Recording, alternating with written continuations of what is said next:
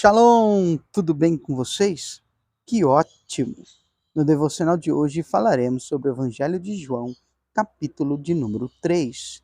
E nesse dia 12 de abril de 2023, a palavra do Senhor traga ordem para as nossas vidas. E a reflexão de hoje é justamente sobre aquele que veio do céu. E João Batista nos alerta dizendo, olha, que eu diminua cada vez mais e que ele cresça. E o versículo 31 desse capítulo diz o seguinte: aquele que veio do céu é maior do que qualquer outro.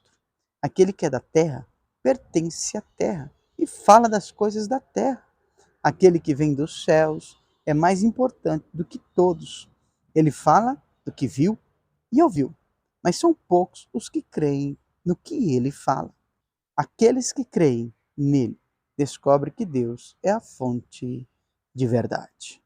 Aqui é muito claro, João Batista é objetivo, falando de Jesus Cristo.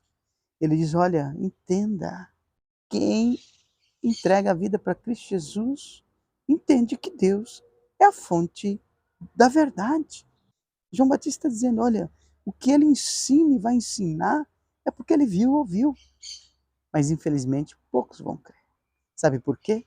Porque o coração, porque a mente, porque o íntimo da pessoa está arraigado nessa terra. Para compreender Cristo Jesus, João Batista está dizendo, não pode pertencer a esta terra, não pode falar ou viver as coisas dessa terra. Porém, entenda, para compreender o reino de Deus, Cristo Jesus é o único que pode ensinar.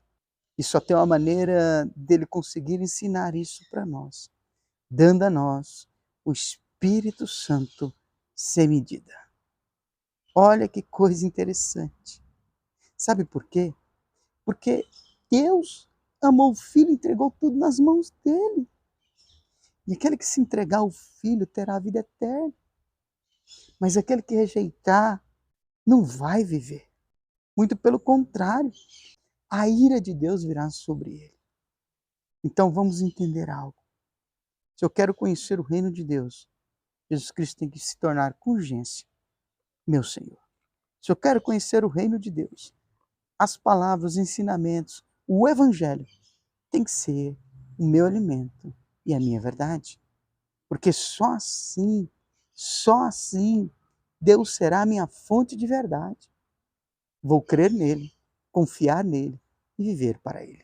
Vamos analisar um pouco, pensar um pouco sobre tudo isso.